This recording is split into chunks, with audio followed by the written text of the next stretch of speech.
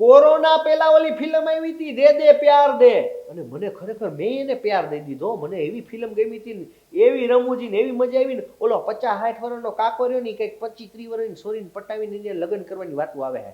તમને ખબર હોય છે કે એમાં ઓલી એની બૈરી તબ્બુ અજય દેવગનની, તો અજય દેવગન કાકા ફરીથી કંઈક એનો પાર્ટ 2 લઈને આવી ગયા છે, દે દે પ્યાર દે 2. હવે ઓલામાં એવું હતું કે અજય દેવગનના ઘરની આખી સ્ટોરી હતી. હવે છોકરીવાળાને કાકો મનાવવા જાહે કે ભાઈ મને તમારી છોકરી દઈ દો. હવે જે ધમાચકડી મસવાની છે એ ટ્રેલર જોઈને મને સમજાઈ ગયું. અને બીજી વાત, ઓલી શેતાન ફિલ્મ પછી આર માધવન અને અજય કાકા ભાઈ ભેગા પાછા આવ્યા છે, કંઈક જાદુ તો કરશે જ. એક વાત કહું, મને માધવનને જોઈને એમ થઈ ગયો કે આ છોકરો ખરેખર આ ઉંમરે હેન્ડસમ લાગે.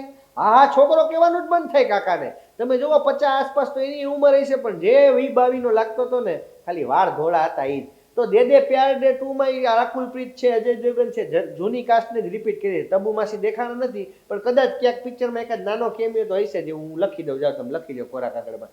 તો દે દે પ્યાર દે 2 આ ફિલ્મ બહુ જલ્દી તમારા નજીકના થિયેટરમાં આવવાની છે. ફરી એ જ રમું જ્યારે હવે આ છોકરીવાળાને કાકો મનાવવા ગયો કે તમારી છોકરી અમને દઈ દો. ટ્રેલરમાં જે કોમેડી હતી એ સિવાયની ઘણી બધી કોમેડી પિક્ચરમાં હોવી જ જોઈએ, કારણ કે ટ્રેલરમાં બધી નવી કોમેડી હતી. આમ જોવો ને તો ઓલો અજય દેવગન જેમ પેલા નહોતો એક પિક્ચરમાં 2 સ્કૂટર ઉપર આમ પોળા કરીને આવે, એમ ઓલા જાવેદ જાફરીનો છોકરો આમાં આવે છે. એવી રીતે જોઈને મને એમ થઈ ગયું કે આ કંઈક લાવ્યા ખરા. જાવેદ જાફરીએ કીધું ઓલી છોકરી 30 વર્ષ પહેલા હતી ને, એટલે એણે નહીં જોયું હોય, એટલે આવડા મારા દીકરો કરે તો હાલશે.